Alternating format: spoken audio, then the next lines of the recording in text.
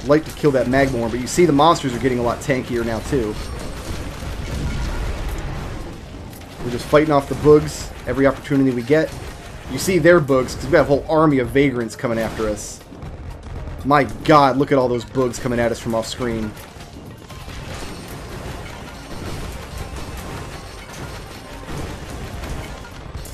I just wanted to come down here and get this other syringe.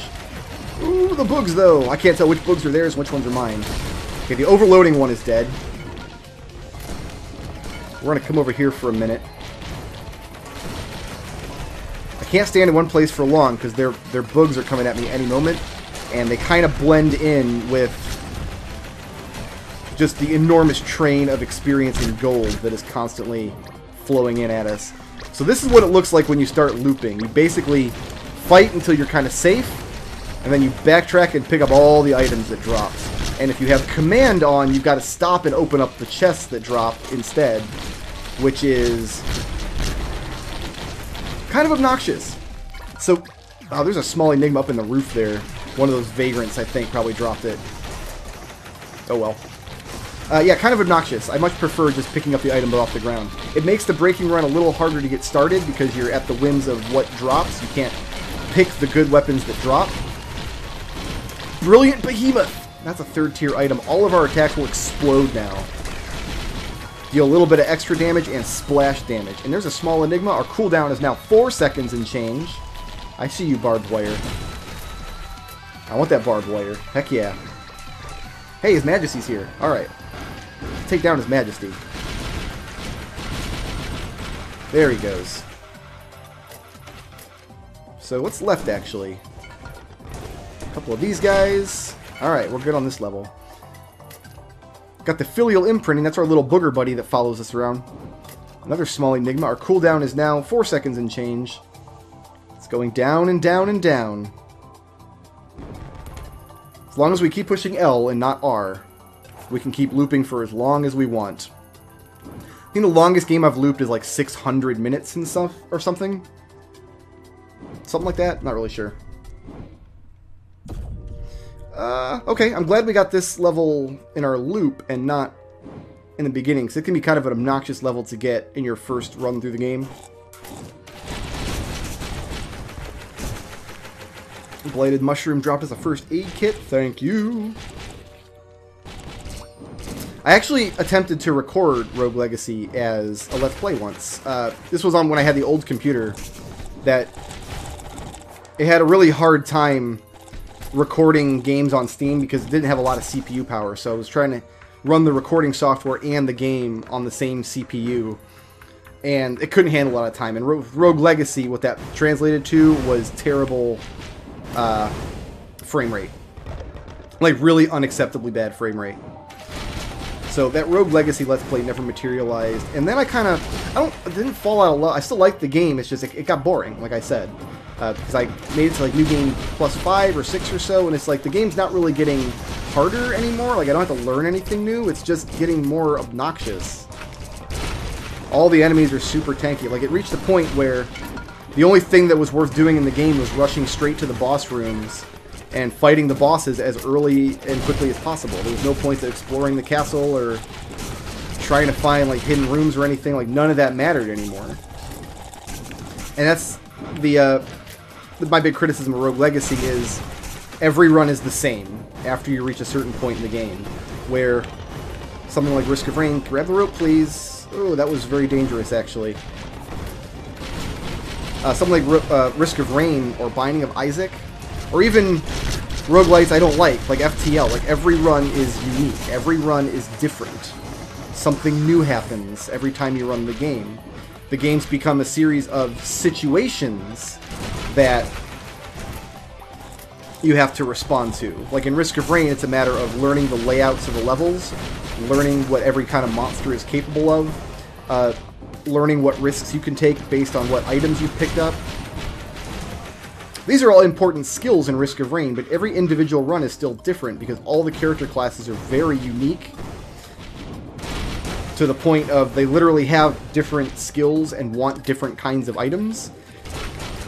And because the game is so item dependent, the items you pick up will drastically change the early game. Once you reach this point in the game, the runs will feel kind of the same depending on which character class you picked. This is a ukulele. That's some... I can hit an enemy and it might put like a electric spark thing over them to damage them over time. That is the Ancient Wisps special item, that legendary spark. That'll make one of their little spark attacks show up on the screen for a time. Look at that little ceremonial dagger. There it was. It was just trailing off. It had nothing to kill. All the monsters was already dead. Come on, grab the rope. Thank you. Binding of Isaac is the same way as well. Like, every time you play the game, you're going to get a very different run. If you do breaking runs, you do reach a point where every run feels exactly the same. But that's kind of by necessity. Like, that's you playing the game for an hour and a half like I have been. Although, I still don't have any verticality, and that's going to be very, very dangerous. Okay, this is not the version of the level that goes to Boar Beach. One version of this level goes to a special level called Boar Beach, and the benefit of Boar Beach is you can complete it and then go through the teleporter and it'll bring you back to another version of Stage 3. So you get to play Stage 3 twice. I just took a boatload of damage from something. Was it falling? I think I took a boatload of damage from falling there. I think our kill floor can just be down here. We'll just go back and forth, make this our kill floor. Like I said, though, I'm very nervous because I don't have any verticality. That's very weird having... We're on our third layer of items now, our third row of items down there, and not having any kind of verticality by this point is a little odd. So like I said, we got the beginnings of a breaking run, but we are not broken yet. We are still... Bad things can still happen. Even when our infusion brings us to 9,999 hit points, there's a small enigma. Cooldown is now at, just over 3 seconds. There's Shattering Justice. That's a tier 3 item that will reduce enemies' armor. So subsequent attacks against the same enemy will do more damage. Good for boss monsters, definitely. Oh, getting very nervous about not having any verticality, though. Oh, very, very nervous. All of the verticality items are tier 2s as well. The Hopo Feather, the Rusty Jet... Oh, I guess the Photon Jetpack is tier 3. But I think the Photon Jetpack is my least favorite of them. It is good, but I think I'd rather have... Like, 2 or 3 Hopo Feathers and 2 or 3 Jetpacks is all the verticality you could ever need. That's another way to make your character very difficult to hit damage, because if you're in the air and you're moving, you're pretty safe most of the time. Especially when you get into situations like we're in now, where you just see monsters friggin' everywhere. Just when it becomes almost impossible to pick out individual monsters in the crowd, and it's just an ocean of nastiness happening. There's a jetpack. Alright, so you see how much longer I can stay in the air now with just one rusty jetpack. It's like night and day. But now we've got to go to Stage 4 again. And Stage 4 might be the magma barracks. And that might mean the Cremator. And the Cremator is legendary for ending runs. You know what? I'm just going to chill right here. Because there's a Blazing Colossus and a Blighted Golem up there. And we're just going to booger. It's going to be boogs for days, guys. You know what? No, I changed my mind. This is taking too long. Taking too long. Alright, moving on. Another small enigma. Countdown is now at 3 seconds, give or take. Do we have okay, we got magma barracks. We want to stay in this level as little time as possible, because those cremator shots, if we get caught in just a big barrage of cremator shots, it's going to be game over. It's straight up GG. Okay, the teleporter's not down there. Let's do a bottom loop. There's a cremator. He's going to fire at us the entire level. So we cannot stay in one spot for very long. There's the teleporter.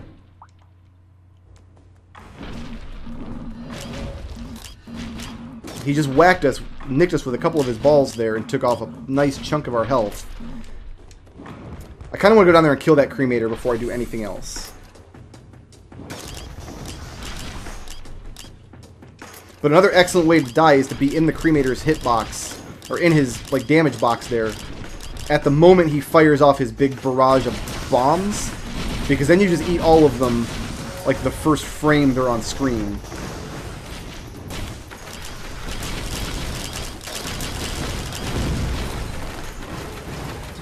This is going well. We got him. Okay, look, he's dead. Got the ukulele now. But we still can't get complacent, because it can spawn another cremator at us, on top of us at any time. Any moment we can get a second cremator happening. I didn't even see what boss it spawned when I hit the teleporter. I do see this small enigma, though. Another clover. Plasma chain. That's a tier 3 that will basically put a plasma chain on screen, which is just a damage over time kind of deal. Alright, this is a decent kill floor here, because I've got exits to the left and up. So I've got options, and I can kill fast enough that my charge field generator will continue killing monsters at the bottom of the screen down there. Second cremator, that's not good. There's 2 of them down there, okay. Get them both, get them both, get them both, get them both, get them both. We got them both, okay, good. Now we gotta get out of the lava, though.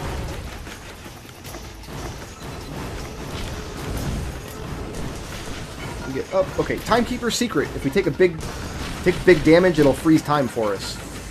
So that's actually a good item, not because of the effect it has, but because when things get really chaotic, it can sometimes be difficult to even see, like when you've taken a big hit. Like if you're watching the screen and you're not watching your damage, so you know if that Timekeeper secret starts ticking down,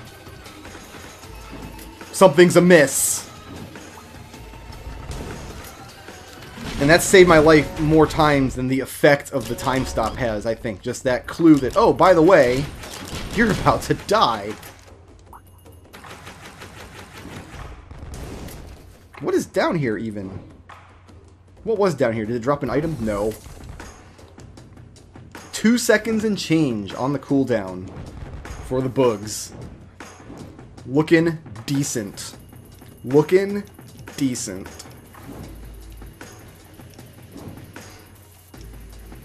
And moving on.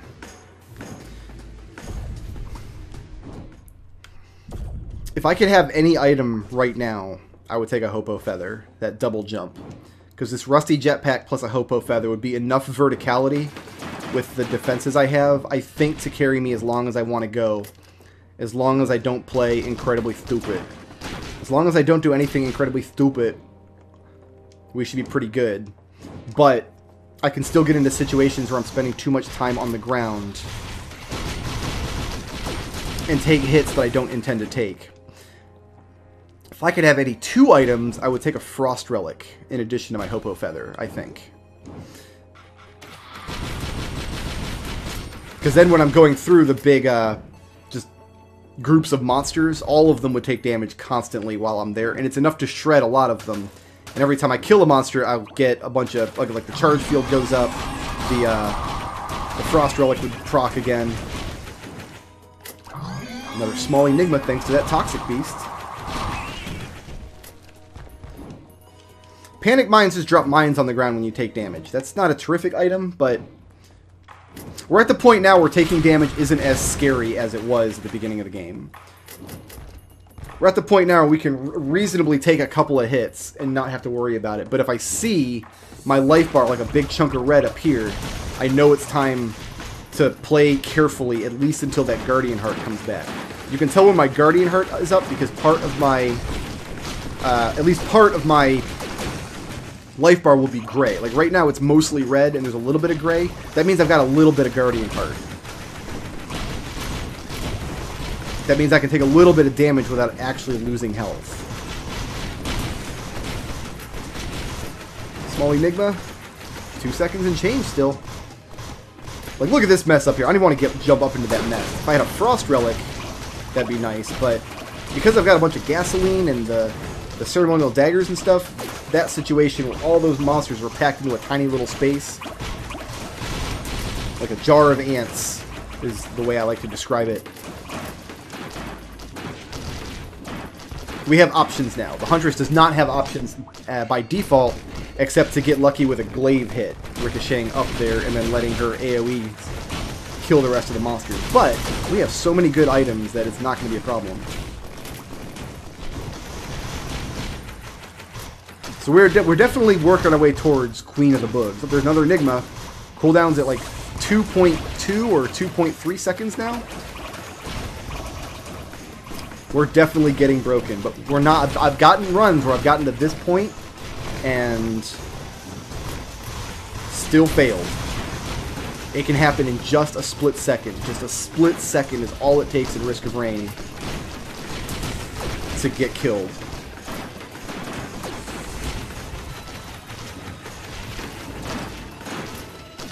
You cannot get complacent, at least not until you have insane mobility and verticality. We should go down here and just see if there's items on the floor, because I know there were monsters down here at one point. Looks like not anymore, though. Looks like we took care of business pretty well. Let's go another loop. Why not? We're not as broken yet as I want to be, so we have to do one more loop. But just compare how quickly this loop went, stages 2 through 5, compared to the first one, 2 through 5. We're not counting stage 1 because we took a long time on stage 1 farming. We were there for almost an hour, but this level did load the artifact. If you saw that little purple cube down at the bottom, that is one of the artifacts you can pick up. If you want it, you know. Good old magma worms. Like I said, probably my favorite boss in the game. They're one of those bosses that make you really, really salty when you first start playing the game. But after you learn how to fight them, they're really fun. It's the blue magma worms that are the problem, because that's one of the first like elite bosses that you can spawn. These overloading magma worms. One of the earlier elite bosses that will spawn, and you've really got to be delicate when you take care of those blue ones. You've really got to be very careful. We're still at 2 seconds and change here on the bug reload. Because the magma worm to attack you has to hit you with its snout, either going up or going down. And it can't damage you if, I think, unless you're holding onto a rope or standing on the ground. Like, I don't think it can damage you in midair. If you jump through it, most classes have ways to dash through magma worms, which is what I do. There's a Hopo Feather. Alright, so now we got a double jump. Look at the verticality we have now.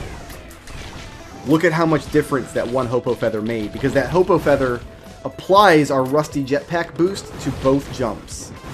So that one Hopo Feather is an enormous boost in verticality. So now we're definitely getting... Now I feel a lot better about nervous situations than I did. Even about the Cremator, just because we could spend so much time off the ground. Looks like I got 2 syringes right there. Good on me. There's another Enigma. It's like 1 second and change. There's another Enigma. Still 1 second and change, but going down and down and down. With each new Enigma, we are getting more and more broken. But our mobility options are just so much better now. Our paths through the levels, we've got a lot of things we can do outside of just take the paths that the game has set for us.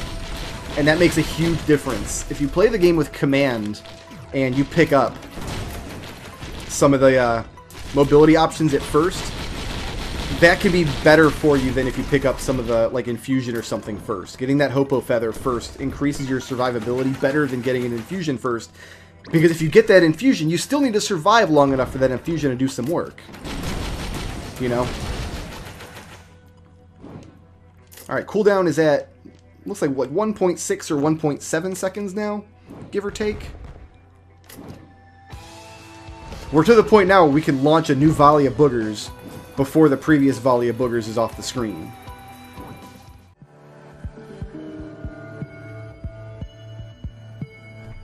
Shoutouts to Elisar for sponsoring this video, and to everybody who helps make my channel possible by supporting me on Patreon.